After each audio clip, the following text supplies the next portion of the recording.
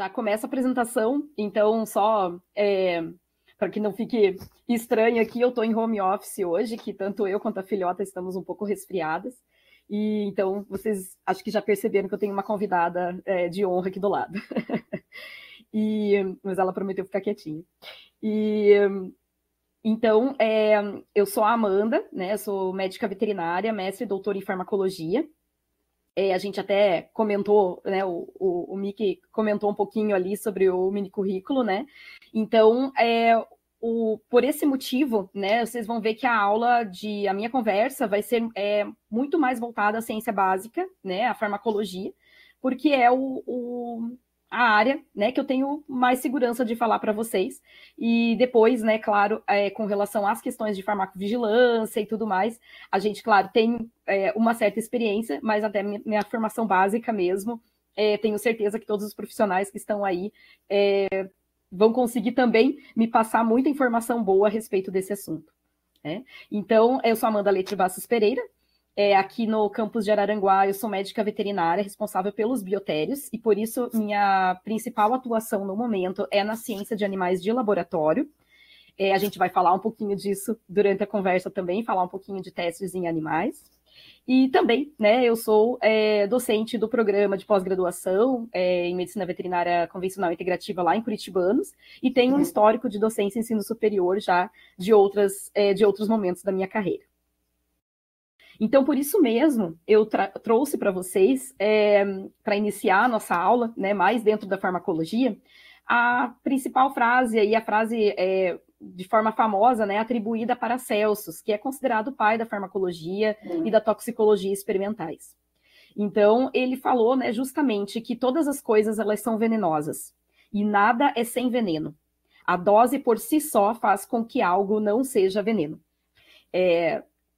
Dizem também que a frase foi simplesmente a dose faz o veneno, né? E é isso mesmo.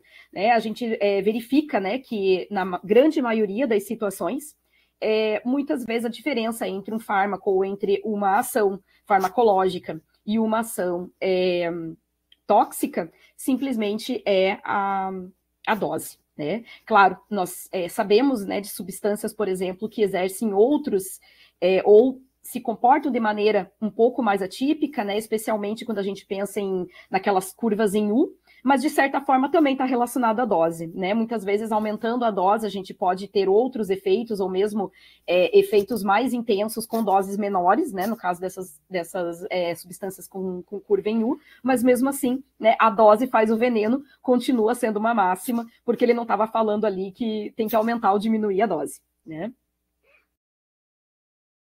Então, a ideia do que a gente vai conversar hoje, né, dentro dessa questão de efeitos nocivos dos fármacos, né, a gente vai trabalhar, então, as principais reações adversas, especialmente as reações adversas medicamentosas, né, que podem ser ocasionadas por sobredosagem deliberada ou acidental, ou ainda aquelas não relacionadas à ação do fármaco. A gente vai falar um pouquinho de classificação, né, vai comentar um pouco, né, sobre os efeitos adversos graves. E, além de tudo, a gente vai trazer um pouquinho dos aspectos tóxicos. Então, falar um pouquinho de teste de toxicidade, alguma coisa de mecanismo de ação, né? Nem sempre está bem estabelecido. Por exemplo, no caso de teratogenicidade, a gente não tem muitos mecanismos estabelecidos, mas vamos tentar trazer essas questões aí. Então, de certa forma, os efeitos tóxicos dos fármacos, eles continuam a ser clinicamente relevantes no contexto da sobredosagem, né? Apesar de, como eu falei para vocês, nem sempre a gente vai ter, a realidade nem sempre tem a ver com a sobredosagem, né? Então, a gente possui, né, as reações idiosincrásicas, né? Então, as não esperadas, que muitas vezes podem acontecer mesmo sob dosagens terapêuticas. Gente, só uma questão, eu sei que eu vou mostrar a referência mais tarde, mas a base da minha aula acabou sendo a aula o capítulo de farmacologia do Hang Dale, que é um livro base de farmacologia. Normalmente é daqueles capítulos que a gente não lê durante a graduação, né, que são aqueles tópicos especiais. Alguém levantou a mão, mas eu acredito que depois a gente vai conversar, né, no bate-papo, né? Continuando, algumas dessas suscetibilidades são determinadas pela genética, e na clínica já estão sendo utilizados testes genômicos com o objetivo de evitar danos desse tipo. Então, claro, não é um assunto para hoje, mas com relação não somente à resposta, porque a gente às vezes conhece esses testes de farmacogenômica, esses testes genéticos, principalmente para resposta a tratamento, mas também a gente pode trabalhar com alguns desses testes, né, que estão entrando na prática clínica, também para verificar a possibilidade, a suscetibilidade ou não a certos efeitos adversos de medicamentos, né? Então, só um ponto importante aí para a gente lembrar da farmacogenômica. Então, com relação às reações adversas a medicamentos ou reações adversas a fármacos, né, elas vão representar um motivo de grande preocupação por autoridades reguladoras dos medicamentos. Muitos de vocês profissionais trabalham nessas áreas, que são, então, encarregadas de zelar pela segurança, bem como pela eficácia dos fármacos. A gente vai falar um pouquinho mais tarde aí também sobre os testes. E nesse contexto, os eventos imprevisíveis, eles vão ser particularmente preocupantes. Porque algumas essas reações, elas vão ser previsíveis como consequência do principal efeito farmacológico do fármaco, né? Então, aquele clássico de mecanismo de ação do fármaco, que atua com uma dose, vai atuar em um número de receptores, né? Aquilo que a gente tem nas primeiras aulas de farmacologia, mas aumentando-se a dose, a especificidade do fármaco, ela vai diminuindo, né? E ele pode agir em outros alvos que não aqueles previstos, né? Essa é a questão mais previsível. E isso vai ser relativo e facilmente reconhecido, principalmente se você sabe o mecanismo de ação que esse fármaco age, né? Tenho que puxar a sardinha para a farmacologia. Mas algumas, por exemplo, reações imunológicas, elas vão ser imprevisíveis. E muitas vezes até mesmo graves, justamente até porque a gente não está esperando, né? Outra questão importante para a gente começar a falar sobre o assunto é que qualquer órgão pode ser o alvo e nem sempre classificar uma reação adversa medicamentosa como grave ou menos grave depende do órgão. Algo que acontece na pele vai ser menos grave do que algo que acontece no cérebro. Nem sempre isso é classificado como grave ou não grave, né? A gente vai ver isso mais para frente. Assim como vários sistemas orgânicos também podem estar, muitas vezes, e até mesmo simultaneamente envolvidos. Às vezes, o tempo de duração de um efeito adverso acompanha a administração e a descontinuação do fármaco. A gente vai falar um pouquinho de classificação aí. Mas, em outros casos, esse efeito vai ocorrer apenas com o uso prolongado. Por exemplo, osteoporose em doses elevadas de glicocorticoides, discinesia tardia com antipsicóticos. Alguns efeitos adversos ocorrem ao término do tratamento, às vezes também em poucos dias, né? Então vai depender realmente de cada situação.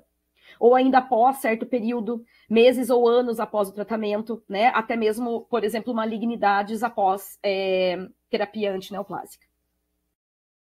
Então, em consequência, evitar, reconhecer e responder a tais eventos são os aspectos mais importantes e desafiadores. Como eu falei para vocês, os efeitos nocivos, eles podem ou não estar relacionados ao seu mecanismo de ação, mas, de qualquer modo, as variações individuais, elas representam um importante fator na determinação da resposta de um paciente específico e de sua suscetibilidade ao dano.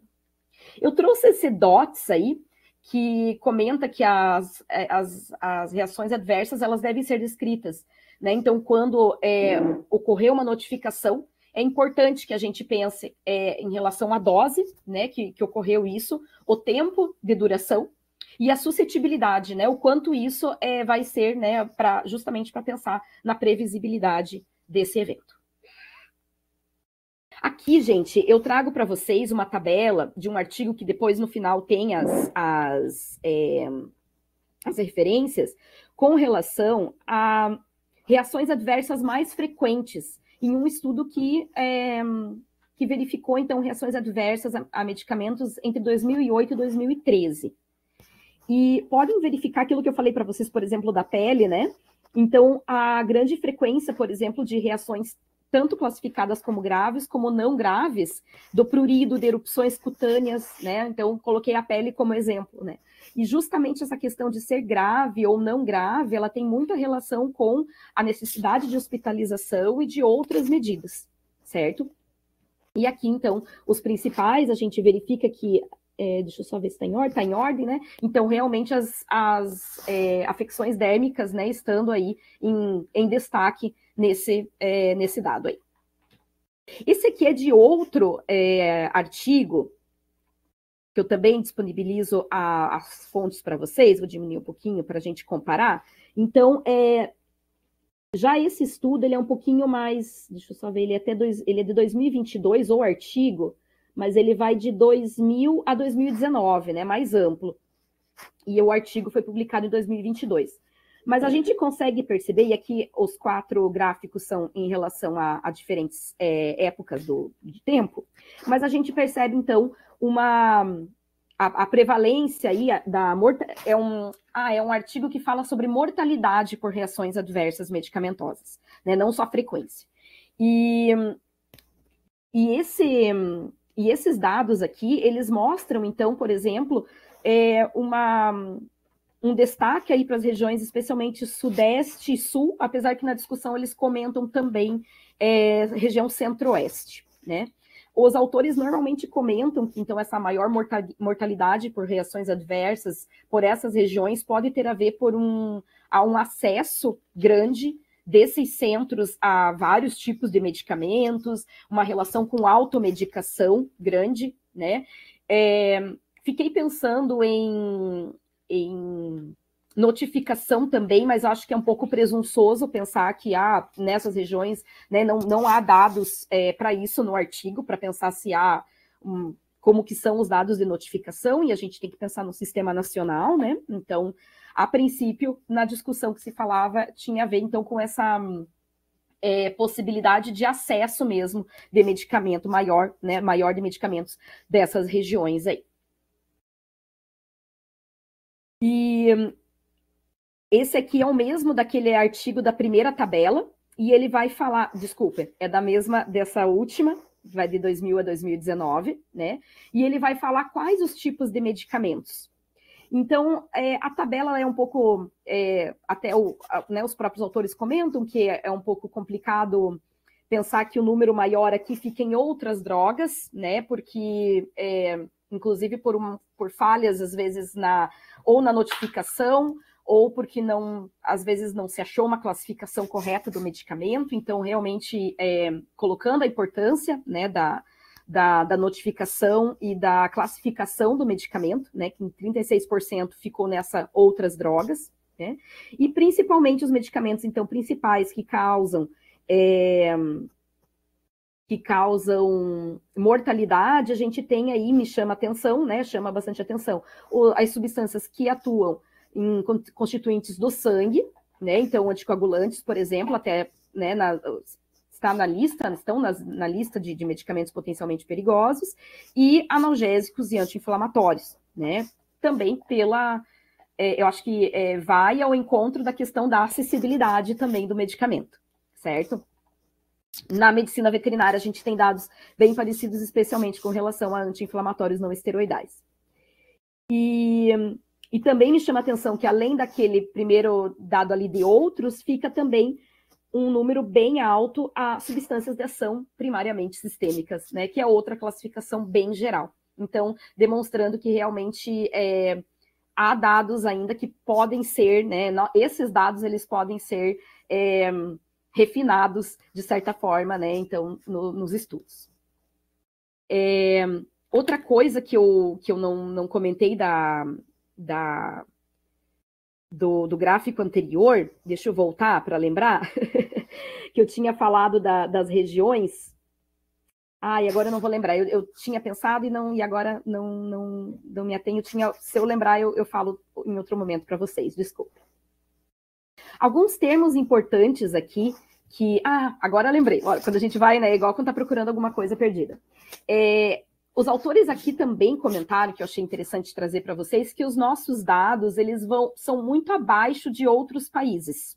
Então, realmente remetendo que, num geral, então não somente em uma região ou outra, né, parece haver uma subnotificação a essas reações adversas. Então, a importância realmente, né, da gente estar aqui, né, para relembrar, né, essas questões e relembrar as questões de notificação mesmo, né, e colocar, né, essa devida importância. Aqui alguns dados, alguns termos importantes que eu coloquei aqui para trazer para vocês. Então, reação adversa inesperada, porque a gente comenta isso, né, a reação ter ou não a ver com o mecanismo de ação, ou mesmo que não tenha a ver, ou seja, uma ação do medicamento que não tenha tanto a ver com a ação farmacológica, mas que tenha a ver, que já é esperado do fármaco. Por exemplo, o paracetamol, sendo hepatotóxico, né? Já é algo que é relativamente esperado quando numa sobredosagem. O efeito adverso grave, que foi aquilo que eu já adiantando para vocês, né? Então, a questão de internamento hospitalar, câncer, anomalias congênitas, por isso que a gente vai falar um pouco de teratogenia e tal, isso é sempre considerado grave. Né? Eventos médicos que seriam considerados graves se não tivessem respondido ao tratamento agudo também devem ser considerados graves, tá? Então, não somente a intensidade e não somente estar diretamente relacionado com o órgão-alvo dessa reação.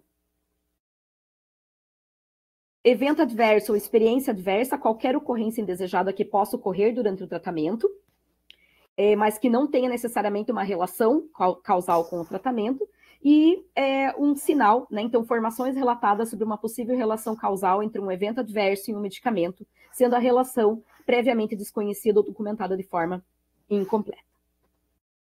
Normalmente, mais de um relato é necessário para gerar um sinal, né? Então, quais são os sinais que acontecem, né? Qual o sinal clínico que vai ocorrer dentro dessas reações, né? E vai depender da gravidade do evento e da qualidade também, né? Novamente, entrando para questão das notificações. Aqui eu falo de toxicidade, mas eu acho que acabou faltando um slide bem importante, né, que a gente falou ali no plano de aula, que é a classificação. Então, como eu falei para vocês, esses medicamentos, eles podem ser, as reações, elas podem ser classificadas em aquelas relacionadas ao mecanismo de ação principal do fármaco, ou não relacionadas, elas podem ser esperadas ou não. E daí, de esperadas ou não, licença um pouquinho, a gente pode ter uma classificação que é de 1985, mas que eu trouxe para vocês um artigo da The Lancet de 2000, que usou essa classificação, que coloca entre A e F. Ela faz uma mnemônica de reações do tipo A até tipo F, sendo as mais conhecidas a e a B, que é essas que eu já falei para vocês. Então, a A seria a mnemônica em relação à aumentada, então normalmente relacionadas à sobredosagem, mas que normalmente tem relação ou já são relativamente previsíveis, né?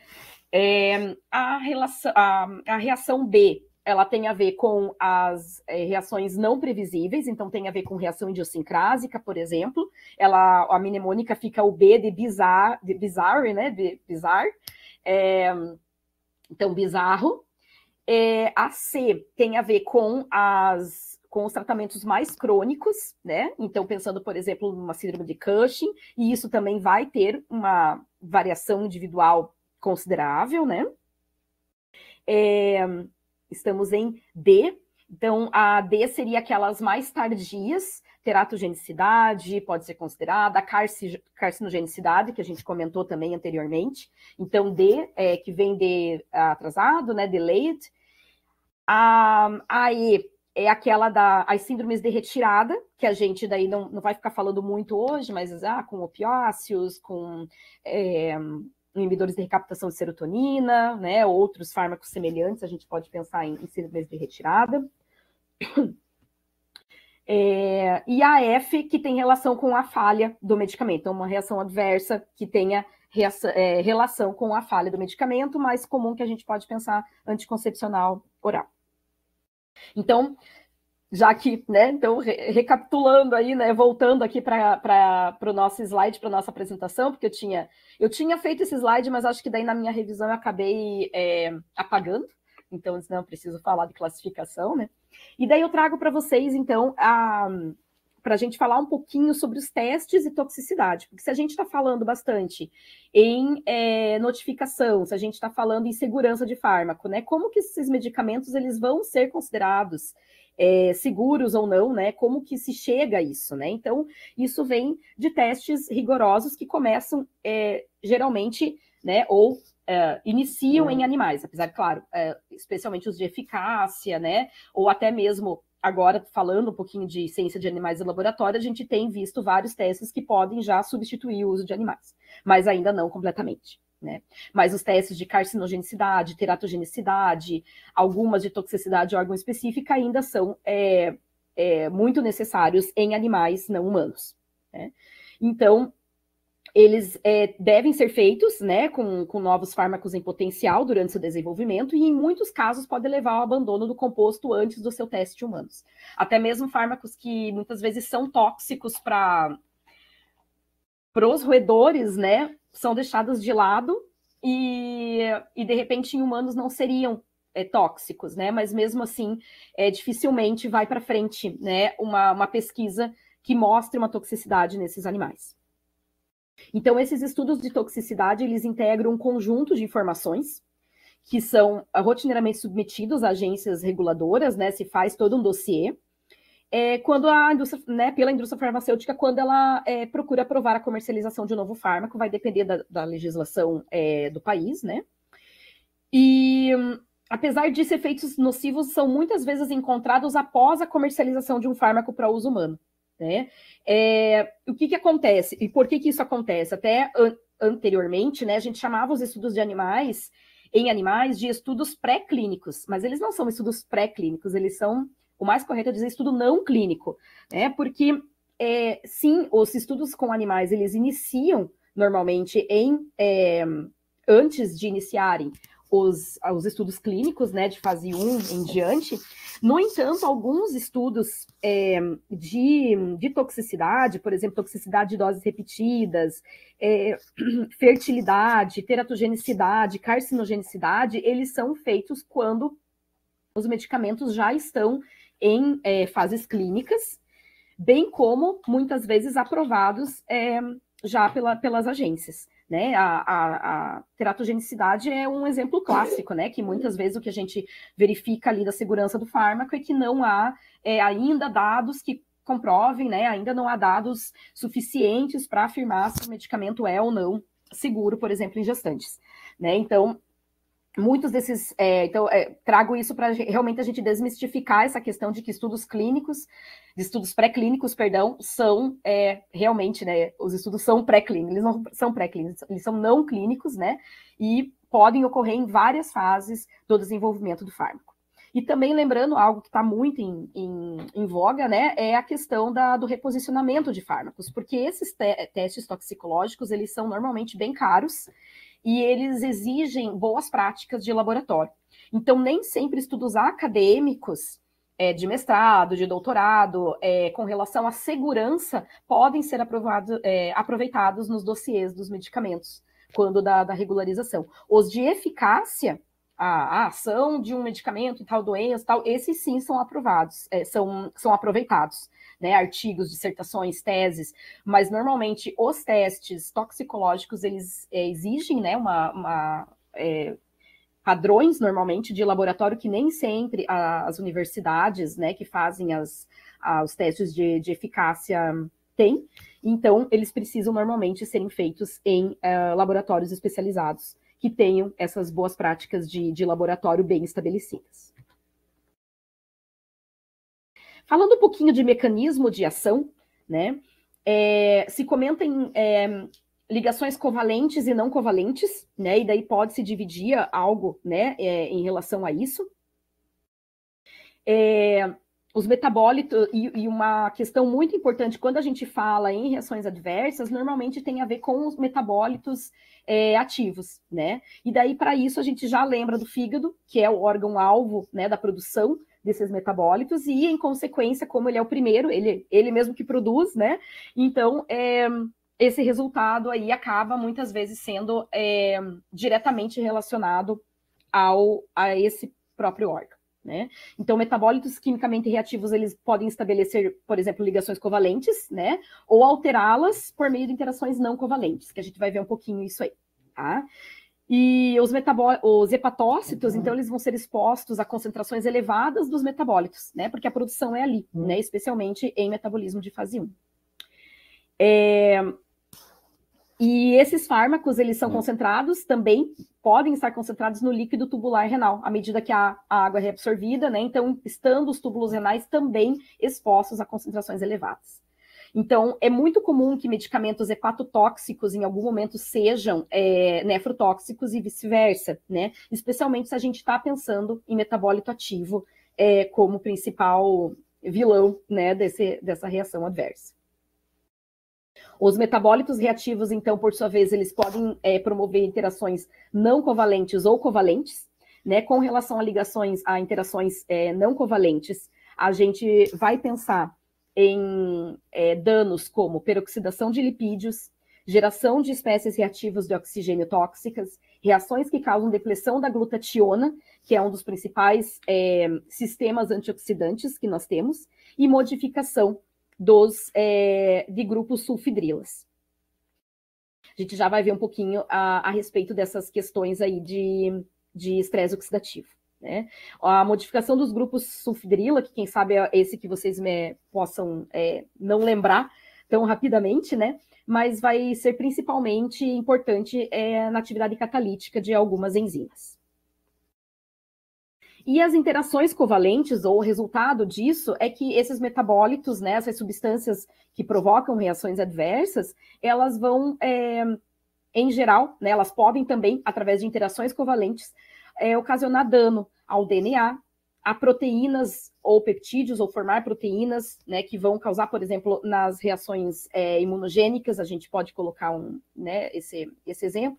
Também podem ter como alvo lipídios e carboidratos. Mas, de longe, o DNA acaba sendo o principal alvo para essas ligações covalentes.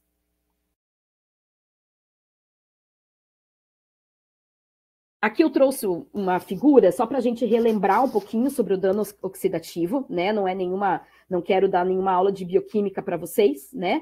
Mas os principais indutores de espécies reativas de oxigênio, e aqui, né, a gente tem várias substâncias, e tem aqui o metabolismo. Então, justamente, né, os metabólitos ativos, eles vão estar dentro, né, desses resultados do próprio metabolismo, né? Formando, então, espécies reativas de oxigênio, que, por sua vez, vão ser combatidas por sistemas antioxidantes, né? Incluindo, por exemplo, o sistema glutationa, que foi ali exemplificado, né? Entre outros, né? Enzimas, vitaminas. E uma vez que essa relação esteja desbalanceada, a gente vai ter o estresse oxidativo, que tem como relação, como consequência, a peroxidação lipídica, então o dano a membranas, os danos a proteínas e o dano ao DNA, que pode estar relacionado com ações mais diretas, como, por exemplo, a necrose e a apoptose celular, ou ainda com outras ações, como a própria mutagênese / carcinogênese, e também a teratogênese em alguns casos. Esse aqui eu vou pular, porque eu preciso ir para o outro slide. Então, falando um pouquinho então, sobre esses danos aí, em órgãos, né? Então, os hepatócitos, eles vão ser expostos a metabólitos reativos de fármacos na medida em que eles estão formando, né? Que esses hepatócitos estão formados. Então, é formado e o hepatócito já recebe o dano muito diretamente. Mas a lesão ao fígado, ela vai ser produzida por diversos mecanismos de agressão, como a gente viu, né? Alguns exemplos de sinais de manifestações: icterícia colestática, como, por exemplo, pela clorpromazina. Alguns mecanismos imunológicos podem estar envolvidos, como, por exemplo, na hepatotoxicidade relacionada ao alotano. E o exemplo, né, mais de livro, literalmente, né, que eu trouxe para vocês, é do próprio paracetamol, né, que em doses, então, maiores, ele vai ser tóxico para o fígado. Desculpem, gente, estamos numa cantoria aqui.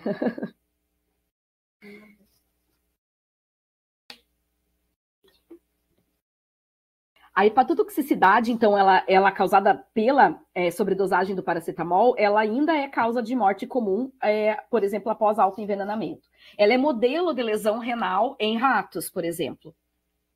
E é causa também na medicina veterinária. Eu sei que vocês gostam, eu estou dando aula para o pessoal de medicina, né, de saúde humana, né, o pessoal gosta de saber alguma coisa dos bichinhos. E em animais também a gente tem, por exemplo, intoxicação em felinos, muito importante por essa substância.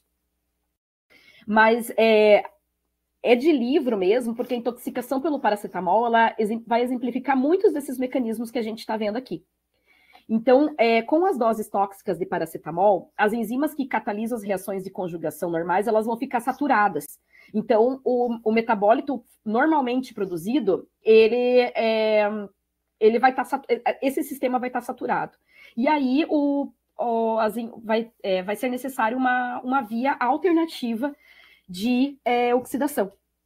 E aí que entra, então, as oxidases de funções mistas, né? Que vão produzir esse metabólito tóxico aqui, que é o N-acetil-P-benzoquinona, imina, né? NAP-BQI. E esse metabólito ativo, ele vai iniciar muitas dessas ligações covalentes e não covalentes que a gente comentou. Ele vai provocar a depressão de GSH, por isso que muitas vezes tratamento com metionina ou com acetilcisteína pode ser útil no tratamento por paracetamol, porque você vai estar fornecendo glutationa, porque justamente a glutationa ela vai ser responsável, em parte, pela inativação desse metabólito, né? Mas, enfim, a depleção do GSH, que é um sistema antioxidante, vai causar estresse oxidativo, porque a gente tem espécies reativas aqui, por uma série de motivos aqui, peroxidação de lipídios especialmente, e o estresse oxidativo, levando, então, à morte celular, especialmente necrose, né, hepática. E como eu falei para vocês, né, em outras espécies, por exemplo, em felídeos, né, qualquer espécie da família dos felinos, a gente tem ainda metahemoglobinemia, né, como dano. Mas o principal, né, para a maioria das questões e pelo assunto de hoje, é realmente a toxicidade hepática. Vou tentar dar uma apuradinha aqui. A nefrotoxicidade também, né, tem a sua importância, como eu comentei com vocês, né, justamente porque muitos fármacos terapêuticos eles vão provocar lesões no fígado, né, mas também vão causar, né, muitas vezes pode ocorrer uma lesão nos rins, né, por esse metabólito ativo, se ele for passar, né, pela excreção renal, que é o mais comum. E ainda a gente vai pensar em fármacos que mais obviamente podem causar lesões renais, como importantes vasodilatadores ou especialmente vasoconstritores, inibidores de prostaglandinas, então os anti-inflamatórios não esteroidais, né, podem causar lesão renal grave, e ainda inibidores de ECA, né, se for o caso, ou se já houver uma predisposição do paciente. Aqui também a gente vê uns exemplos, né, então, especialmente então relacionada com a principal ação farmacológica, né? Então, inibição de prostaglandina é um exemplo. Ou ainda a gente pode pensar em outros tipos, por exemplo, nefrite intersticial do tipo alérgica, né? Especialmente quando há proteinúria, quando há lesão glomerular, especialmente por substâncias de alto peso molecular. Eu acredito que a professora Jane, pelo seu currículo, né, deve saber bastante desse assunto aí. E, finalmente, gente, falando um pouquinho de mutagênese e avaliação do potencial genotóxico, né? Então, a indução, ela vai ser importante, a mutagênese, ela é importante causa de carcinogênese e teratogênese. E nesse caso, como eu falei para vocês, ela é do tipo tardia, né? É uma reação do tipo tardia. E nem tão frequente, mas quando considerado, ou quando ela acontece, né, ela é muito grave. Então, o registro de medicamentos, ela vai requerer uma avaliação exaustiva do seu potencial genotóxico, certo? Então, isso vai ser muito importante. E alguns testes vão ser de fundamental importância, né? Então, lembrando que a mutagênese, ela vai ser causa, ela vai anteceder, muitas vezes, então, a carcinogênese e a teratogênese. Com relação à carcinogênese, como eu falei para vocês, são conhecidos poucos fármacos terapêuticos utilizados na clínica que aumentem o risco de câncer, sendo os grupos mais importantes os que atuam diretamente no DNA, né? E daí tratamentos, por exemplo, antineoplásicos, né? Mesmo que possa parecer, né, às vezes para o público leigo muito contraditório, mas sim, são as principais classes de medicamentos que são carcinogênicas. Mas, em geral, mais de uma mutação se faz necessária, né? Então, isso, né, é a causa de ser não tão frequente, né? Ser relativamente incomum, mas quando acontece é realmente muito grave. Ali, aqui a classificação, os carcinógenos podem ser genotóxicos ou epigenéticos, né? Então, eles podem causar mutação diretamente ou aumentar a possibilidade de um mutágeno causar câncer. E aí a gente pode entrar naqueles assuntos de quimioprevenção, né? Que vão justamente tratamentos que vão diminuir a chance desse tipo de mutagênese. Aqui alguns testes que eu trago para vocês, especialmente de mutagenicidade, o teste de Ames, que acho que não sei se todos já conhecem, mas é um teste que é muito importante, especialmente porque não utiliza animais de laboratório, quer dizer, utiliza somente como meio, né? Porque utiliza um meio para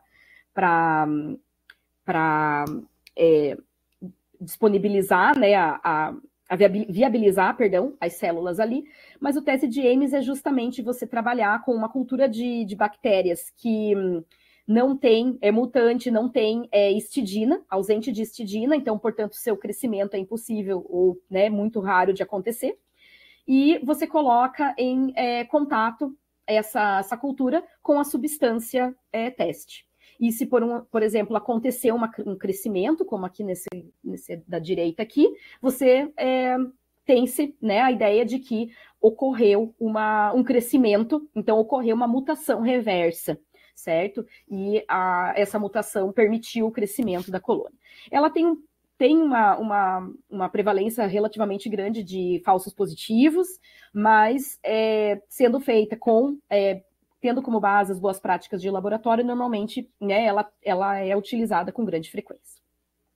Os testes de carcinogenicidade, eles são dispendiosos, né, demorados, podem ser utilizadas linhagens de animais, aqueles animaizinhos nude, aqueles ratinhos peladinhos, sem pelo nenhum, né, eles são muito comumente utilizados para testes de carcinogênese, porque eles desenvolvem rapidamente linhagens tumorais.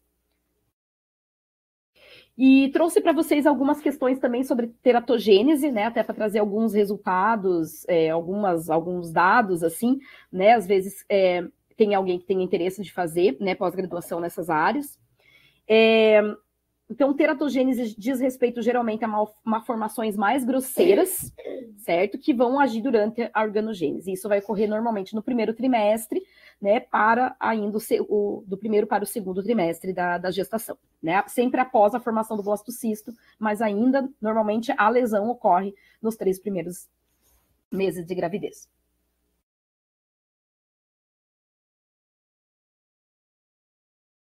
Em animais, os testes de teratogênese são feitos, né, tem que ser feitos em vivo, né, são feitos, então, justamente observando a prole, né, com dados que podem ser feitos por raio-x, por observações, por corantes especiais, né, então, normalmente são feitos congelamentos desses fetos, e aqui, por exemplo, na primeira figura, a gente vê um feto que não foi exposto a nenhum produto teratogênico, e esses 3 aqui que foram expostos a diferentes doses de ácido retinóico, né, mostrando, por exemplo, especialmente nesse último aqui da direita, né, então, diminuição do tamanho da cabeça, alterações na região da nuca e também nos membros.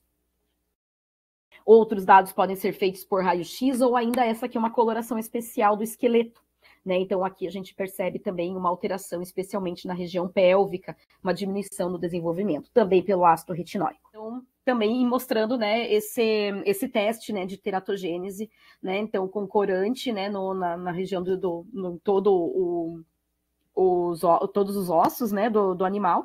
E tem alguns estudos que mostram que o raio-x pode substituir em partes, né, então outras técnicas, às vezes menos invasivas e tal, mas todas dependem, na verdade, da exposição ao feto, né, então, de certa forma, ainda é uma possibilidade que ainda depende do uso de animais.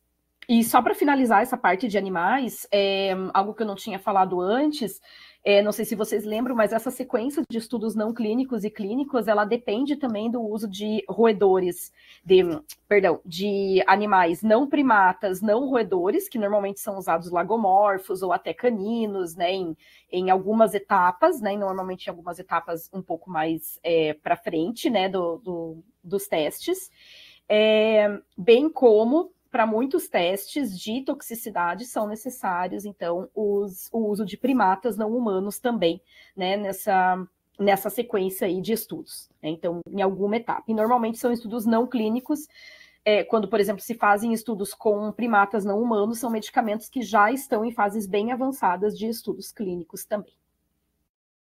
Para finalizar aqui essas possibilidades de reações adversas, trago para vocês, então, as reações imunológicas, né? Então, os fármacos ou os seus metabólitos, reativos podem se ligar covalentemente a proteínas para formar imunógenos. Né? Reações alérgicas de vários tipos constituem uma forma bem comum, né, de reações adversas aos fármacos. Normalmente a gente pensa que vai ser um fármaco com alto peso molecular, mas e fármacos com baixo peso molecular normalmente não são imunogênicos mesmo.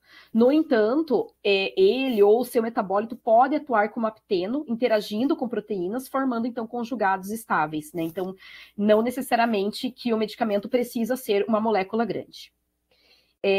A base dessas reações ela tem sido trabalhada, né, mas ainda falta total evidência. As reações, então, são sugeridas pelo atraso no seu início ou ocorrência apenas após exposição repetida ao fármaco. Com relação à incidência, varia muito de 2 a 25%, por exemplo, para a penicilina a gente tem uma resposta de 1 para cada 50 mil pacientes expostos. As reações alérgicas normalmente são erupções cutâneas, não graves, mas outras reações, como hemólise, depressão da medula óssea, elas são graves, mas, são raras, mas, né, é óbvio, né, que a notificação é muito importante. E quando a gente fala de erupções cutâneas, daí vem daquela tabela que eu passei para vocês, né? Elas podem ser graves, né? Até fatalidades, como Stevens-Johnson, necrólise epidérmica tóxica. Então, a gente pode ter exemplos, né, de reações da pele, né, também bem graves. Elas podem ser mediadas por anticorpos, né? Então, ou por células, né? Do tipo 1, 2 e 3, por anticorpos, ou ainda tipo 4, que é mediadas por células. Né? Daí a gente tem aí alguns exemplos, né? Choque anafiláticos, reações hematológicas, dano alérgico ao fígado, né? Então, aqui os principais exemplos. Deixa eu diminuir, passar aqui. Vocês darem uma olhadinha. Aqui. Gente, essa foi a minha conversa, né? Então, espero que vocês tenham gostado de ter dado uma voltinha aí ao básico, né? Para conversar um pouquinho sobre reações adversas aos medicamentos. Deixo aqui as referências.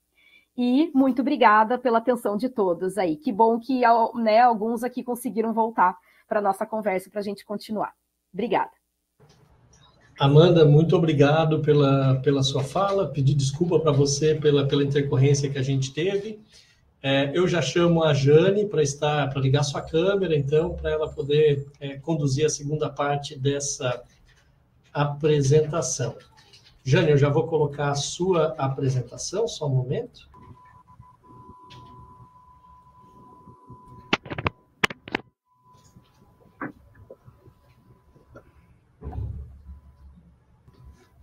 E deixa eu colocar você como apresentadora, Jane, só um momento. Perfeito. Jane, passe um slide só para a gente verificar se está funcionando normalmente. Ótimo. Sim, né? Jane, novamente quero te agradecer a tua disponibilidade para estar aqui conosco, para dar continuidade na nossa conversa e reacender aí o convite para todo mundo que está conectado conosco nessa sala, para mandarem suas dúvidas e comentários pelo bate-papo público, tá bom? Aproveitando a presença da Amanda e da Jane aqui conosco hoje. Jane, uma ótima palestra para você, tá bom? Obrigada pelo convite, obrigada por essa oportunidade tão importante de falar sobre reação de hipersensibilidade ao medicamento, que é um tipo de reação adversa, né? Bom, como eu fui apresentada, meu nome é Jane da Silva, e eu sou médica alergista no hospital universitário, exerço algumas outras funções, mas o mais importante aqui, dentro do contexto dessa aula, é falar que a minha função como alergista, ela passa pelo trabalho de investigação de reação alérgica a medicamentos. Então, a gente tem aqui o núcleo de avaliação de reação do tipo alérgico a drogas, cuja a sigla é NARTAD, e o NARTAD a gente faz isso, investiga alergias a medicamentos. Jane, o seu microfone está um pouquinho baixo, não sei se tu pode se posicionar melhor na frente Isso. E agora, o que tu acha? Melhorou um pouco, obrigado. Melhorou um pouco? Ou se talvez... Não, mas tá bom, dá para te ouvir bem, tá, Jane? Tá bem. Então, desculpa aí. Então, como eu falei, o NARTAD é um núcleo de avaliação de reação tipo alérgico a drogas, e aqui a gente tem um ambulatório que é feito, regulado pelo Sistema de Regulação de Santa Catarina. Então, os pacientes que têm alergias, histórias de alergia a medicamentos, podem ser encaminhados para o ambulatório de anafilaxia grave, que, embora tenha esse termo como tipo de ambulatório, ele que faz investigação a medicamentos. Então, mesmo que não seja uma reação anafilática, se for uma reação cutânea, por exemplo, ou mesmo de suspeita de alergia, né, pode ser encaminhado pelo posto de saúde para esse ambulatório para a gente fazer investigação lá no NARTAD. Só relembrar o que a Amanda já falou, mas sem me ater muito aos conceitos que já foram muito bem apresentados. Existe um universo de reações farmacológicas adversas. A tipo A é a reação tipo mais comum, previsível, e é relacionada à ação farmacológica, e pode acontecer em qualquer paciente. Aí nós temos o exemplo da superdosagem, toxicidade, efeitos colaterais, efeitos secundários e interações. E as reações tipo B, que são reações menos frequentes, imprevisíveis e não são causadas pela ação farmacológica, e vão acontecer em pacientes que são suscetíveis. E aí temos a intolerância farmacológica, reações idiosincrásicas, reações pseudoalérgicas e a reação de hipersensibilidade. Então, dentro desse universo de reações alérgicas ou reações farmacológicas adversas, as reações de hipersensibilidade, elas compõem aí 15% dessas reações adversas. Eu vou esse universo aí de 15% de reações adversas. O que faz com que um indivíduo, ou quais os fatores de risco promovem uma reação de hipersensibilidade farmacológica? São alguns mais ou menos definidos, relacionados ao fármaco, como, por exemplo, o peso molecular mais alto. Existe uma tendência a, se ele tem um peso molecular mais alto, ser mais imunogênico. No entanto, medicamentos que têm depois da metabolização, a formação de metabólitos ativos, esses podem se ligar a proteínas próprias e formar o que a gente chama de aptenoproteína e promover, então, uma reação imunológica, uma reação de hipersensibilidade. Às vezes, o regime de tratamento do medicamento também pode predispor à reação, como, por exemplo, medicamentos que têm um uso intermitente. Eles estão mais sujeitos a provocar uma reação de hipersensibilidade. E o medicamento por via parenteral também é mais imunogênica, porém a pele, devido à sua grande extensão, ela também se torna uma importante via de sensibilização. Existem fatores relacionados aos hospedeiros, né? Que no caso vai variar, por exemplo, em relação ao gênero. Mulheres parecem ser mais afetadas, parece que estrogênio é um hormônio que interfere na suscetibilidade, as reações de hipersensibilidade.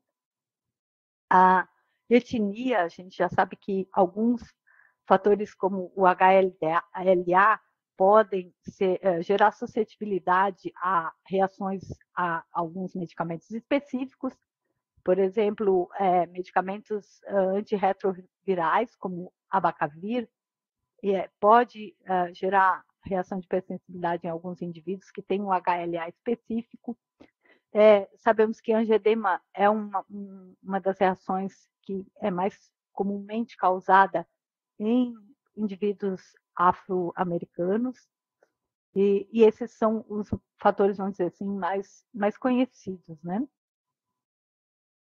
Aqui só para ilustrar como um apteno ou um proapteno pode funcionar como um agente imunogênico. Então, só relembrando que o apteno é normalmente uma molécula muito pequena, que sozinha ela não é capaz de desencadear uma resposta imune. No entanto, quando ela é ligada a uma proteína própria, então aqui nós temos, por exemplo, o intermediário reativo. Um exemplo desse proapteno seria a sulfa, por exemplo, né? E ao ser metabolizado e formar esse intermediário reativo, ele por si só não é um agente imunogênico, mas à medida que se liga a uma proteína própria, aí sim se torna uma proteína modificada, e essa proteína modificada é capaz de gerar uma resposta imunológica, é capaz de ser reconhecida pelo sistema imune. Aqui, esquematicamente, mostrando que nós temos células apresentadoras de antígenos, o antígeno, no caso aqui, o apteno, e a proteína e o fármaco, né? Sendo apresentados aqui por uma célula T, essa célula T, os linfócitos, né? Reconhecendo esse apteno como um alérgeno, ou como algo estranho, vai desencadear uma resposta de hipersensibilidade, uma resposta alérgica. E dentre as respostas imunológicas conhecidas, hoje a gente destaca 3 principais, a reação de hipersensibilidade tipo 1, nesse esquema aqui do quadro A. Então, normalmente a gente teria ali uma célula que reconhece antígenos através dos anticorpos IgE, que ficam na sua superfície, é o mastócito.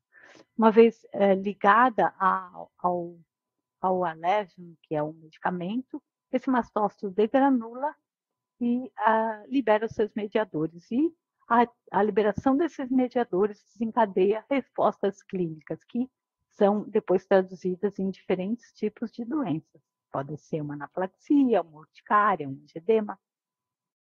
Mecanismo de hipersensibilidade tipo 2, aqui a célula alvo, ela é ligada ao alérgeno, no caso um medicamento, por exemplo. Ele se liga a membranas de células-alvo e ali o nosso sistema imune, através de anticorpos, vai identificar isso como um alérgeno e vai destruir o conjunto de célula e o medicamento, né? Destrói então aquela célula.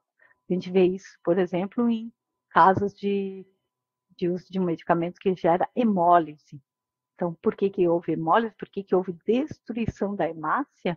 Porque aquele medicamento se ligou à superfície da hemácia e foi reconhecida pelo nosso sistema imunológico, por IgG e por IgM, dando essa reação de hipersensibilidade tipo 2. Na reação tipo 3, o medicamento ele vai se depositar aliás, o medicamento, uma vez reconhecido por anticorpos na circulação, esses anticorpos formam o que a gente chama de imunocomplexo, e eles se depositam em vasos, em articulações, e desencadeiam ali uma ativação da resposta imunológica que leva, então, a consequências naquele local. Se houve uma deposição desses imunocomplexos em vasos, pode levar a uma vasculite. Se houve depósito nas articulações, vai dar uma artrite. Isso porque ali estão sendo ativadas várias células do sistema imune, promovendo essa resposta. E o mecanismo tipo 4, que é um mecanismo até subdividido em mais 4 tipos, então ele tem o 4A, B, C e D, nesse mecanismo, aí, dependendo do reconhecimento do alérgeno, ali, do medicamento, pelo sistema imunológico, essas células T que reconhecem esse antígeno, esse alérgeno, vão ser ativadas e elas, dependendo do medicamento, dependendo da circunstância, que aí são vários fatores que interferem, vai ativar outro grupo de células, e aí, em função dessa ativação, vai promover uma resposta inflamatória que, como no caso da hipersensibilidade tipo 1, se traduz em doenças diferentes. Claro que esse esquema aqui eu estou falando muito de forma simplificada para tentar, para que vocês visualizem um pouco o que acontece na resposta imune. Ela é muito mais complexa do que isso. Mas as manifestações clínicas dessas reações de hipersensibilidade, elas são bem variadas, né? Então, pode se manifestar na forma de uma urticária, de um angedema, essas reações chamadas imediatas, porque o paciente vai fazer uso do medicamento e, às vezes, em 15 minutos, meia hora, 1 hora depois do uso do remédio, começam os inchaços, no caso do angedema, começa a coceira, as lesões cutâneas, no caso da urticária. Reações um pouco mais tardias, que aí envolvem mecanismos de hipersensibilidade tipo 4, principalmente, podem levar a doenças como o eritema polimorfo, a síndrome de Stevens-Johnson, a necrólise epidérmica tóxica, essas duas com uma mortalidade mais elevada em função de um comprometimento da pele bastante extenso. A necrólise tem uma mortalidade muito mais elevada, porque parece um grande queimado, né? Formam-se essas bolhas e o paciente ele tem que ser internado em UTI. Aqui os pacientes com Stevens-Johnson, dependendo do grau de comprometimento ou de comorbidades, da idade do paciente, ele também tem que ser internado, às vezes, em UTI, devido ao grande risco de morte. No caso de reações imediatas, o risco de fatalidade é maior quando existe anafilaxia, que é uma resposta mais sistêmica, né? Então, além de urticária, angedema, o paciente pode ter um choque. E ali ele também está em risco de parada cardíaca e parada respiratória, especialmente se houver um edema de glote. Outras manifestações, então, dermatite de contato, às vezes por uso de até antialérgico, né? Tem uma pomadinha aí, um cremezinho antialérgico de dexclorfeniramina, que pode promover uma reação alérgica e aí se traduz na pele como dermatite. Se não, tem também reação tipo a PEGA, que é a pustulose exantemática generalizada aguda, esse DRESS, que é uma reação sistêmica com eosinófilos, que são manifestações além da pele, comprometendo órgãos-alvo, como rim, pulmão, às vezes fígado. As vasculites, como eu disse lá, no caso de hipersensibilidade tipo 3, se depositando nos vasos, o conjunto, né, o imunocomplexo, ele vai promover essas vasculites, às vezes acometendo membros, às vezes acometendo o intestino, precisando muitas vezes fazer cirurgias por causa do grande comprometimento da área acometida pela vasculite. Essas reações de hipersensibilidade, acho que a Amanda colocou bastante exemplos, né, de reações ali nos últimos slides dela, e uma das principais preocupações, e principalmente por causa de rótulos indevidos, um dos principais trabalhos que a gente realiza no hospital universitário é de trabalhar com essa questão do rótulo indevido, né? A gente sabe que, na população em geral, o relato de alergia à penicilina é de 10%. No entanto, a comprovação de que há uma reação mesmo é de em torno de 1%. Ou seja, é uma reação, é uma alergia que é super diagnosticada, se for pensar em população geral, que vem e fala para o médico, eu tenho uma alergia à penicilina, mas quando se vai investigar a fundo aquela alergia relatada, só 1 em 10 pacientes é que realmente tem alergia. E muitas vezes o paciente vai deixar de usar a penicilina, que é a principal, né, o principal antibiótico aí nessa situação de relato, e deixa de usar um antibiótico que é barato, que tem um amplo espectro, né, que faz efeito em maior parte das doenças corriqueiras da população em geral, e passa a usar outros antibióticos que podem gerar mais efeitos adversos, às vezes necessidade de hospitalização ou hospitalização prolongada, em função desse relato sem investigação. A respeito da penicilina, como ela faz parte dos beta-lactâmicos, então eu incluí aqui esse slide para falar, né, que são, dentro dos fármacos, principalmente antibióticos, os mais implicados em reações imunológicas. De fato, os beta-lactâmicos podem causar reações como urticária, anafilaxia, exantema, o eritema polimorfo, a NET, síndrome de Stevens-Johnson, e reações de tipo hepatite, pneumonite, também podem ser geradas por esses beta-lactâmicos.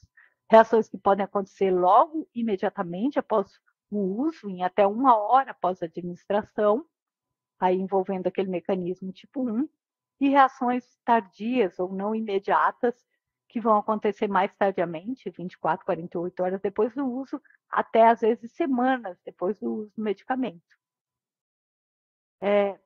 No caso de beta-lactâmicos, a gente segue um protocolo padrão que é internacional de realização de testes alérgicos, onde são feitas algumas etapas.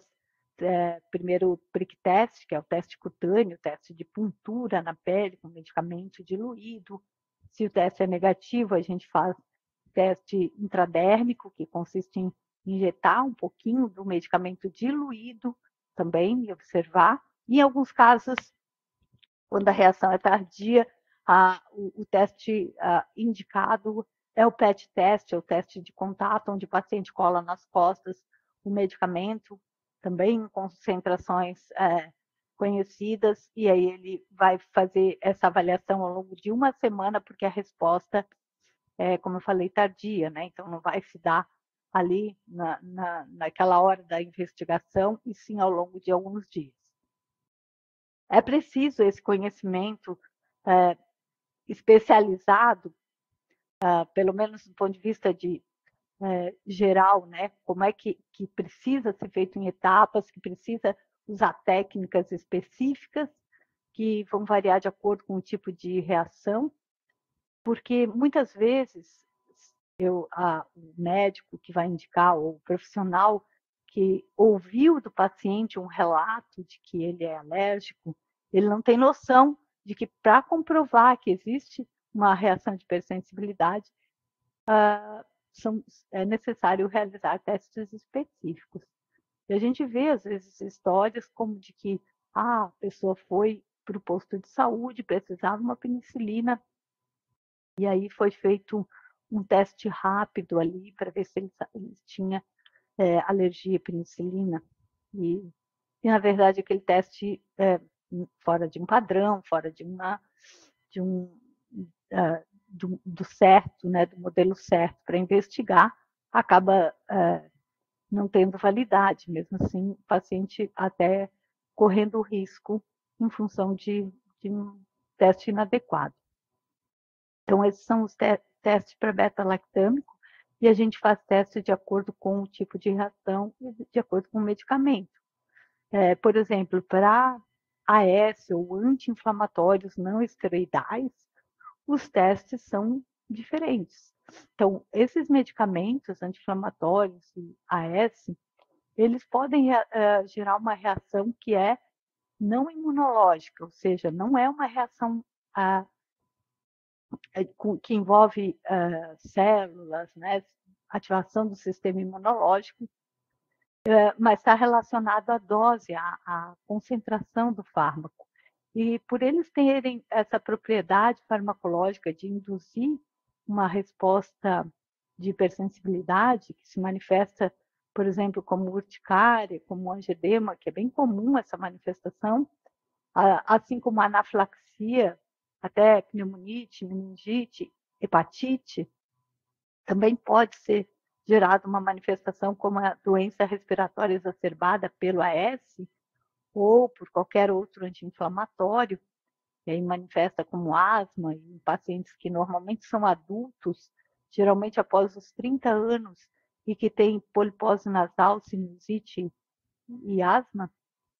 Então, nesses casos aqui, primeiro a gente faz realmente uma investigação da manifestação, coletando os dados relativos àquela queixa, e depois submete o paciente a um teste para ele ter um anti-inflamatório alternativo. Então, de acordo com essa história, se a gente identifica que realmente houve uma reação de hipersensibilidade, a gente põe o paciente para fazer um teste com um anti-inflamatório alternativo, um teste que a gente usa o anti-inflamatório que não vai dar reação e esse paciente pode ter consigo uma medicação anti-inflamatória de uso, porque como eles são muito semelhantes, né? Então a gente tem inibidores de COX-1 e 2, nós temos pacientes anti-inflamatórios não esteroidais com inibidores seletivos COX-2 e os preferenciais COX-2. Então, os anti-inflamatórios inibidores COX-1 e 2, eles são mais causadores desse tipo de reação. Então, os testes, normalmente, a gente faz com medicamento inibidor seletivo de COX-2. E aí o paciente tem como, se tolerar esse medicamento, ele tem como usar essa medicação depois. A gente faz também investigação de hipersensibilidade perioperatória, periprocedural. Então, durante uma anestesia, durante um procedimento, uma cirurgia, o paciente faz uso de diversos medicamentos, desde lá, bloqueadores neuromusculares, agentes indutores da anestesia, opiáceos, antibióticos, antissépticos, látex. São muitas substâncias, muitos medicamentos sendo aplicados ao mesmo tempo para aquele paciente, e ele pode desenvolver ali uma anafilaxia, que a gente chama de anafilaxia perioperatória. E aí, qual foi o medicamento que causou isso? Então, os pacientes são encaminhados e a gente faz essa investigação para identificar qual daqueles ali foi o agente causal. Às vezes, raramente, pode ter até mais de um, ou a gente tem ali um engano, não foi uma reação anafilática, assim, um efeito de interação medicamentosa, né? A gente sabe ali que alguns medicamentos, dependendo da interação, podem provocar hipotensão, podem provocar broncoespasmo, isso aí são sinais, sintomas de uma anafilaxia, e aí podem realmente confundir o médico que está ali durante aquela reação, que vai tratar o paciente, e que vai achar que está sofrendo uma anafilaxia, mas aí só depois, quando a gente avalia, identifica que medicamentos foram, faz os testes e vê que não teve reação a nenhum deles, a gente vai avaliando todo o contexto e verifica, às vezes, aquilo foi resultado de uma interação medicamentosa. É comum pacientes que relatarem que têm alergia a anestésico. O anestésico local foi no dentista e desmaiou durante o procedimento, e aí sai de lá com um rótulo de alérgico ao anestésico local. Um dos trabalhos que a gente faz aqui é esse, de retirar o rótulo de alérgicos anestésicos. Primeiro, porque é raríssimo, e segundo, porque grande parte das reações, então, são por causa de efeitos vasovagais, né? Ou, às vezes, então, o paciente tem medo, tem ansiedade, tem né, aquela agulha na boca e anestesiando, às vezes, a base da língua e dando a sensação de que está com falta de ar, de que está realmente sufocando, ele pode pensar e até pelo nervosismo desmaiar. Só que aí vai ali, se recupera com um pouquinho de tempo e a gente vê que isso por si só não é reação alérgica, né? Eventualmente eles têm com a aplicação do anestésico, tem em geral a xilocaína ou a lidocaína, né? E um vasoconstrictor. E isso pode gerar um pouco de taquicardia quando atinge a corrente sanguínea. Então, também um efeito adverso que é confundido com uma alergia. Quando um paciente passa por um procedimento, por uma cirurgia, e que ele vem com essa história de alergia, é fundamental que ele seja sempre encaminhado com uma ficha anestésica, com um relatório médico, porque assim a gente tem como investigar mais precisamente aquela reação. Não tem como investigar um paciente que fiz uma anestesia há 10 anos e o médico disse que eu tive uma reação, parei, tive parada cardíaca, tive reação anafilática, né? Mas faz 10 anos, eu não traz nada, traz essa história. Claro que uma história como essa é bem mais difícil de a gente investigar. Então, quando um paciente vem com história de alergia a medicamentos, a gente pede que aquelas pessoas que vão lidar com esse paciente auxiliem esse paciente com os dados de forma mais precisa e específica possível. Então, se puder, né, diante de um paciente que teve uma reação, uma história de reação, colocar a data da reação, o nome do medicamento, dizer o número de doses que ele utilizou antes da reação, porque isso interfere, né, uma vez que a gente sabe que precisa, às vezes, o paciente ser exposto previamente para depois ter a reação alérgica. Em geral, a reação alérgica ela se manifesta depois de algumas vezes que o paciente usou o medicamento. Então, nem sempre vai ser na primeira vez. Então, é importante saber quantas doses ele já usou, o intervalo de tempo entre o uso do medicamento e o início da reação, a natureza, a descrição dos sinais, sintomas que apresentou, qual foi o tratamento que usou para resolver aquela reação, qual foi o tempo de recuperação, e se usou outros medicamentos associados àquele lá suspeito, né? Porque muitas vezes o paciente vem com assim, tendo certeza que foi e quando a gente vai ver, foi outro, né? Quais eram as condições que o paciente tinha subjacentes, quais as comorbidades, se ele tinha urticária, se ele tinha rinocinusite, se ele tinha doença cardíaca, enfim, as comorbidades, importante a gente ter o registro. E, enfim, essas informações, muitas vezes o farmacêutico ele pode ajudar muito quando ele é o primeiro, né, a entrar em contato com o paciente para aquelas reações mais leves, mais leve e moderada, porque muitas vezes é o farmacêutico que vai cuidar dessa reação que o paciente está apresentando. Então, ter essas informações claramente para depois encaminhar o paciente é bem importante.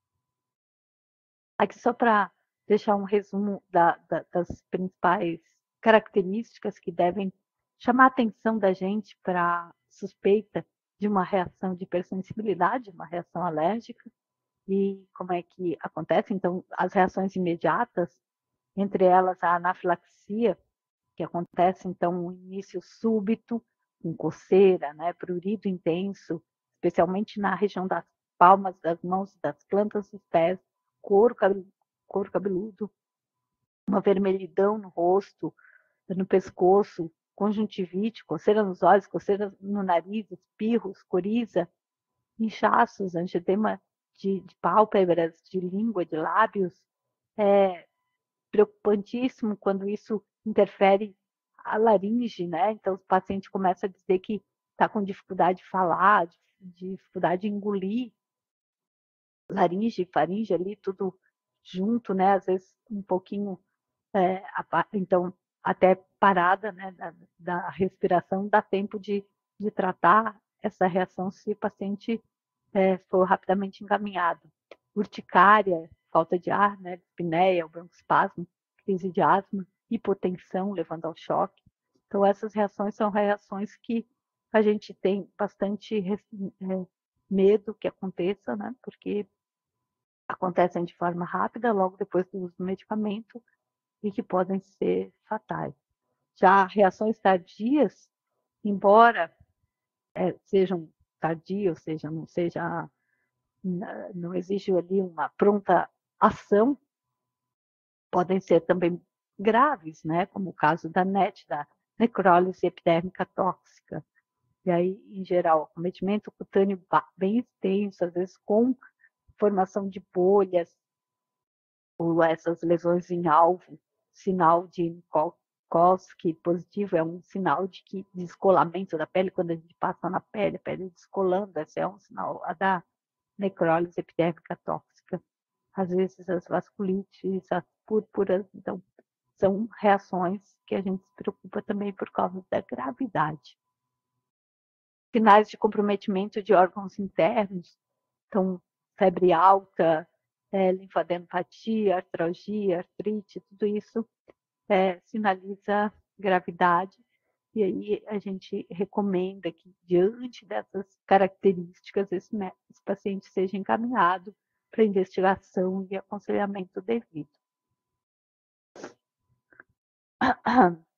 Então, eu falei de uma forma, como disse, mais geral, eu tinha meia hora para falar, eu preparei essa aula para meia hora, para uma conversa assim de meia hora, mas, claro, dentro do universo das reações de hipersensibilidade, é medicamento, muita coisa para falar, e aí, assim, se tiverem dúvidas, eu vou responder, e se não, quem sabe numa outra oportunidade, eu posso ainda falar um pouquinho mais, de uma forma mais específica, de repente, sobre aquilo que de repente o grupo tem mais dúvida. Obrigada a todos pela atenção. Jane, vou falar para você que geralmente, e aí serve para a Amanda também, geralmente a gente termina nossas webs com esse sentimento de que dá para explorar mais coisas. O tempo realmente é curto, né? Para a gente poder trabalhar essas temáticas. Mas, e com certeza, pelo volume de pessoas que a gente teve hoje na web, e pelo volume de pessoas que voltaram para a web mesmo depois do problema, é um tema que tem demanda, né? As pessoas são muito interessadas para discutir essas temáticas, e que eu entendo realmente que são bem importantes, né? Então, de qualquer forma, Amanda e Jane, de novo agradecer a presença de vocês aqui conosco. A gente recebeu, enquanto vocês estavam falando, 2 perguntas, tá? Eu tenho várias perguntas para fazer, mas a gente recebeu 2 perguntas, eu vou dar prioridade para elas. O que eu preciso saber nesse momento, Amanda e Jane? É 5 e 5, a gente já avançou 5 minutos no nosso horário, né? Eu não sei o quanto que vocês conseguiriam ficar com a gente ainda para ver o quanto que a gente consegue avançar nesse bate-papo agora. Eu já adiei meu compromisso das 5, tá? Então tá. E você, Amanda? Eu tô tranquila. Então, beleza. A gente não vai avançar muito, mas só para a gente poder ter um pouco de tranquilidade na nossa conversa. A gente recebeu um comentário, e aí eu vou começar pelas perguntas que vieram, e enquanto a gente está fazendo esse bate-papo aqui, gente, mandem dúvidas e questionamentos, mandem ali no bate-papo público, que daí a gente vai lançando aqui para a Amanda e para a Jane, tá bom? A gente recebeu ali no bate-papo, na fala da Amanda, tá? Quando você estava mostrando a questão das notificações, Amanda, alguém questionou que os locais que têm maior número aliás, eles colocam, não seriam por ser mais notificados nessas regiões, os locais onde a gente tem maior caso, não é porque a notificação é melhor, que é sempre uma ponderação que se faz quando a gente vai discutir dado epidemiológico, né? Então, eu acho que é importante, talvez, se tu puderes falar um pouco sobre isso, eu acho que dá para a gente avançar nessa pergunta. E aí, desculpa, Amanda, em relação à questão da notificação, o que eu queria também discutir aqui, e aí passo para a Jane, se a Jane quiser avançar nessa pergunta também, é como que a gente pode avançar na notificação de reação adversa a medicamento no SUS, considerando, então, que a subnotificação ainda é uma regra, assim, que estratégias que a gente precisa avançar para garantir uma maior notificação das reações adversas a medicamento? Ali eu até comentei, né, no gráfico, também, a primeira vez que eu vi o gráfico, eu já pensei em subnotificação. Mas realmente os dados ali, né, ou que eles tiveram de acesso a dados, não dava abertura para se pensar em subnotificação, né? Então, acho que aí mais investigações precisariam ser feitas para realmente verificar, acho que entrevistas e tudo mais nessas regiões, para ver se realmente há uma notificação maior. Por isso que os autores ali comentaram, né, mais sobre acesso a medicamento, que pode ser as duas coisas, né? Mas algo que eles realmente comentaram é que os nossos dados dentro do país, num geral, são bem menores do que muitos dados dos Estados Unidos, por exemplo, e da Europa, né? Então, a gente, possivelmente, num geral, a gente já tem menos dados. E aquelas questões aquele outro gráfico, né, do outro artigo que eu falei dos tipos das classes de medicamentos que causam as reações, né? O maior número ter sido ali medicamentos gerais, medicamentos sistêmicos, mostra que realmente pode haver travas realmente na notificação. Jane, não sei se você quer comentar alguma coisa sobre a questão da notificação. Então, acho que passa por medidas como essa que está sendo adotada aqui, de ensino, né? Ensino é fundamental, as pessoas conhecerem. Quanto mais conhecimento, maior chance, né, de que aumente pela divulgação, a notificação. Mas acredito que também através de estudos, então pessoas como nós aqui, Amanda, muitos que estão nos assistindo e que estão dentro de uma universidade, fazer pesquisa com TCC, com iniciação científica, botando já na cabecinha dos alunos a ideia de estudar sobre isso, né? Às vezes pesquisas simples podem ajudar não só a divulgar, a inserir a cultura do conhecimento sobre reação a medicamentos e aí a notificação, como também estimular a pesquisa em si sobre isso, né? E criando essa cultura, acho que é fundamental legislações, e as legislações têm que ir muito da nossa contribuição, nós como povo, né? Nós como população. Então, infelizmente, são coisas de ensino, relacionadas a ensino, a uma cultura e envolvimento político. Eu vejo que esses são caminhos. Bom, perfeito. Uma outra pergunta chegou agora na fala da Jane, durante a fala da Jane, da Maria Monteiro, que ela coloca o seguinte: tem uma terapia que consiste em aplicar anestésico em vários locais, intitulada Terapia Neural para Alívio de Dores. Eu não sei se você conhece, Jane. E aí ela pergunta: poderia falar de contraindicações?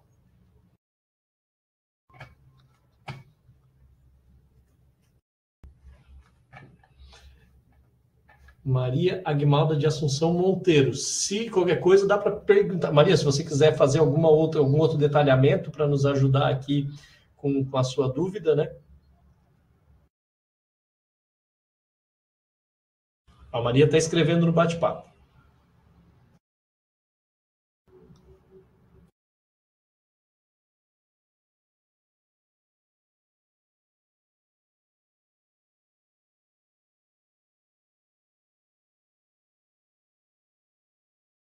Enquanto a Maria escreve, eu vou aproveitar para fazer uma outra pergunta que eu anotei aqui durante a fala de vocês, né? Minhas dúvidas. Assim, a padronização de condutas, tá? Em relação à reação graves relacionadas a medicamento, ela está contemplada nos protocolos clínicos do SUS? Existe uma padronização de conduta em relação a essas situações? E o que vocês entendem que falta para isso se tornar uma prática consolidada no âmbito do Sistema Único de Saúde?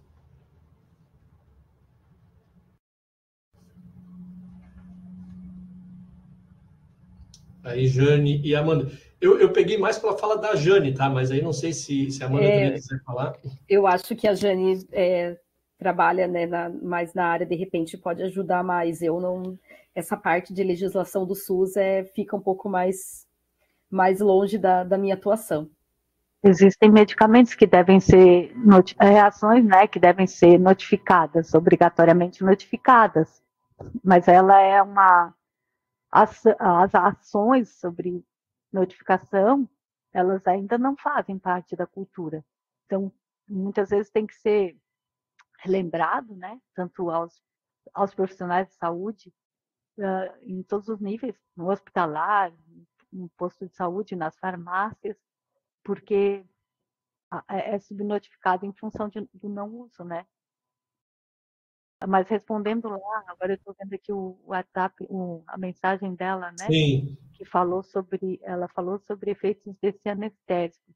Então, assim, Maria, primeiro, essa questão da medicina integrativa, né? Pouquíssimas evidências sobre isso, tá? Existem pouquíssimas evidências sobre o benefício de medicamentos assim. E agora, a respeito em especial da contraindicação, olha, a contraindicação para anestésico que existe dentro do contexto de anestesia, né?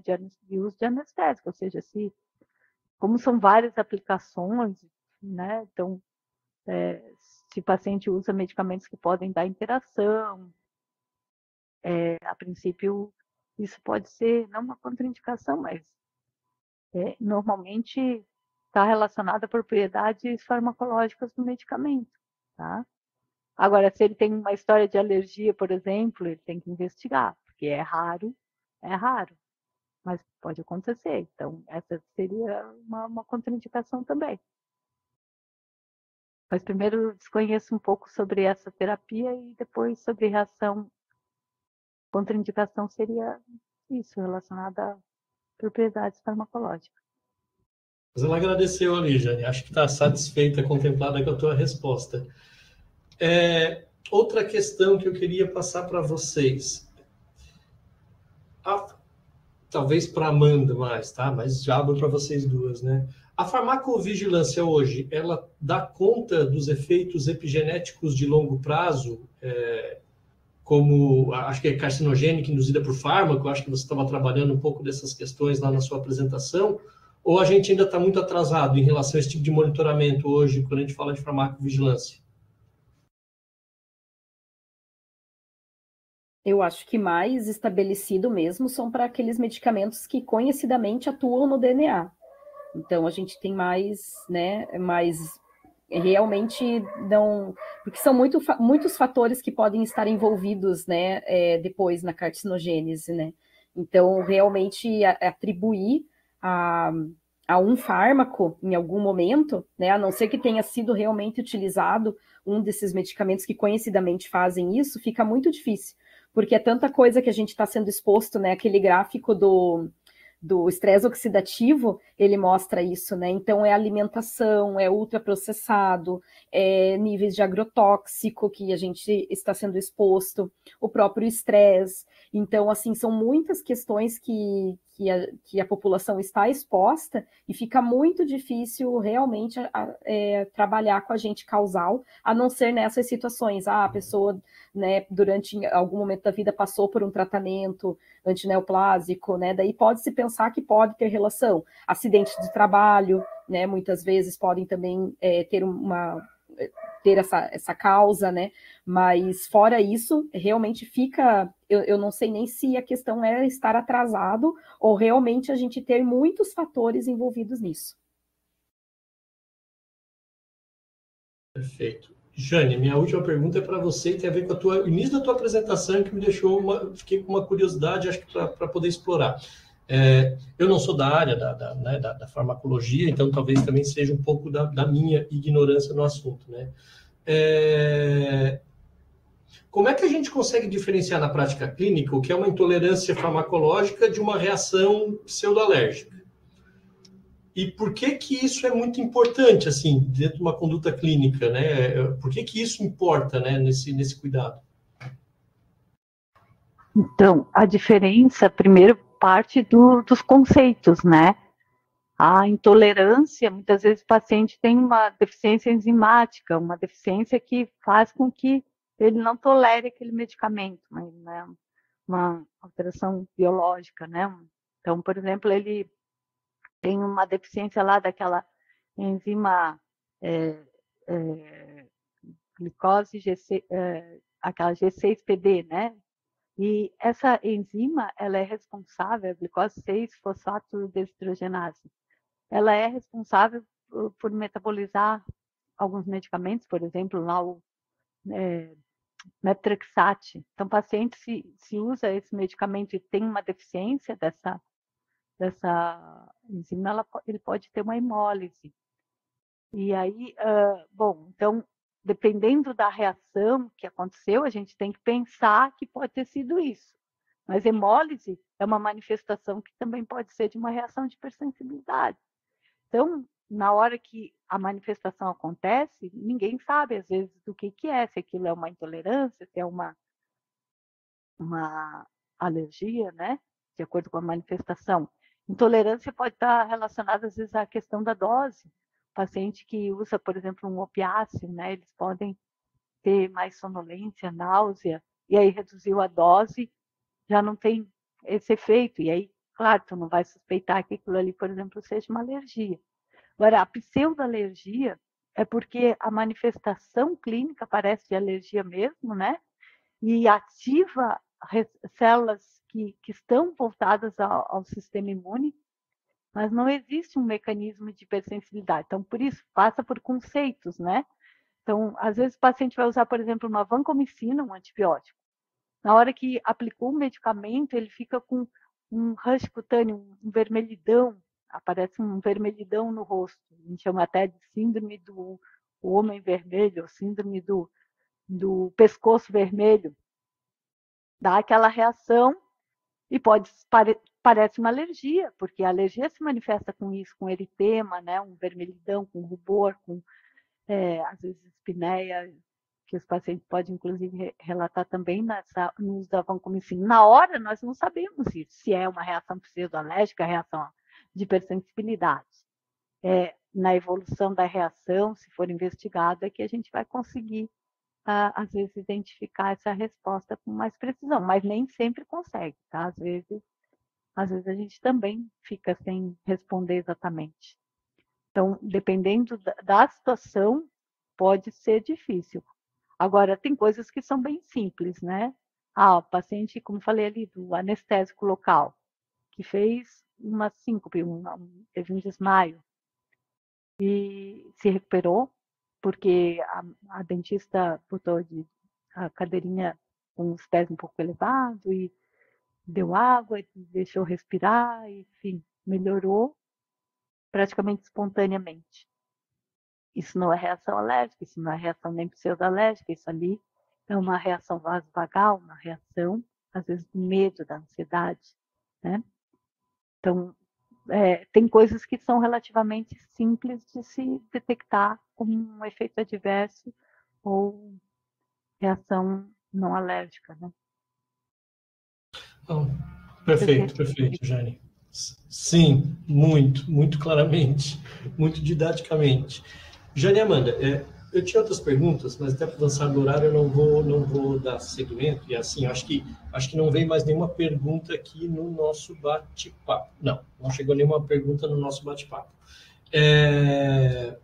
Então, eu quero voltar a agradecer vocês, mas quero deixar esse momento agora para vocês também, se vocês quiserem abordar alguma questão com um pouco mais de profundidade daquilo que vocês falaram, mas mais para o encerramento de vocês agora, deixar aberto para vocês. Quero convidar a professora Renata, se a professora Renata estiver aí ainda conosco, para também ligar sua câmera para esse momento de encerramento. A Amália também, da Escola de Saúde Pública, se ela estiver aí conosco também, se ela quiser ligar a câmera para esse momento de encerramento. Mas aí eu deixo, Amanda e Jane, agora para vocês poderem encerrar também com uma última fala de vocês. Também fiquem à vontade. Eu agradeço bastante, muito boas as tuas perguntas, Mick, muito boa a oportunidade da gente estar aqui. E eu só queria complementar um pouco.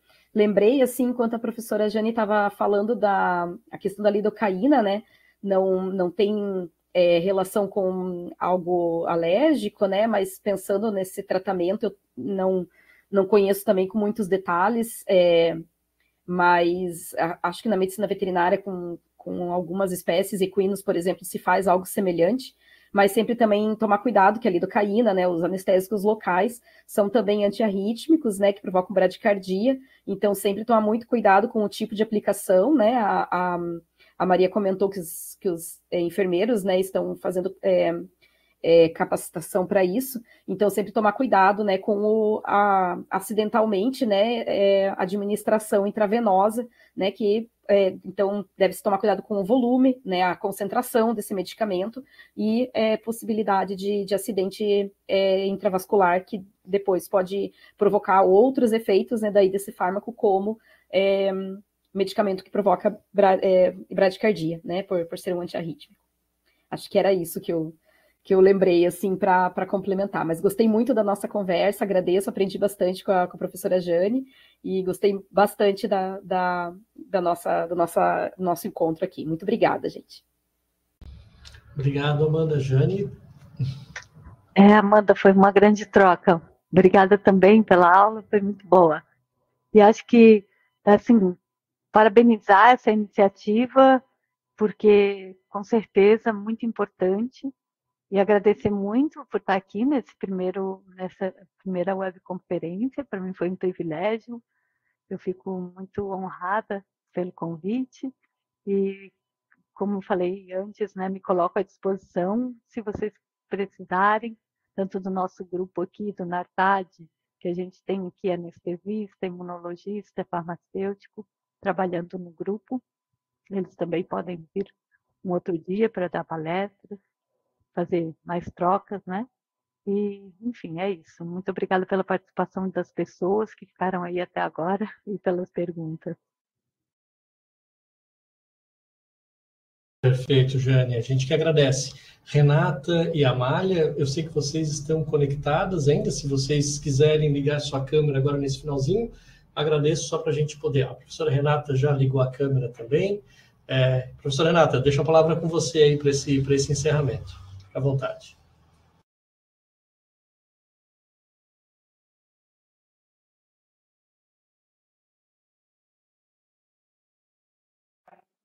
Oi, estava com dificuldade para acionar aqui o microfone, mas agradecer, né? A gente chega ao final dessa esse primeiro encontro, que vai ser o primeiro de vários, e muito feliz, apesar da gente ter tido esse pequeno problema técnico, né? Para dar mais emoção no primeiro dia, mas conseguimos chegar até o final e espero que todas as pessoas aqui presentes tenham aproveitado, tenham conseguido curtir aqui o momento e pensando também que quem não pôde estar presente vai ter a oportunidade de assistir essa aula lá no repositório. Acho que a Ana, que está no chat interagindo, ela disponibilizou ali para vocês a forma de acesso aos materiais, né? Então, isso é também uma coisa valiosa, porque a gente, em alguns momentos, alguém pode ter interesse, mas não pode participar, mas vai poder acessar. Então, para a gente é muito legal toda essa possibilidade que o Saúde Digital da UFSC está oferecendo aqui para a gente, né? Então, agradecer a presença de todas as pessoas aqui, de todos os palestrantes, muito obrigada. Semana que vem estaremos novamente, né, Amanda? E com outros professores também vindo na sequência. E esse é só o primeiro de vários aí encontros. Obrigada, Mick, pela parceria, por estar aí com a gente esse período todo. Muito obrigado, Renata. Amália, por favor.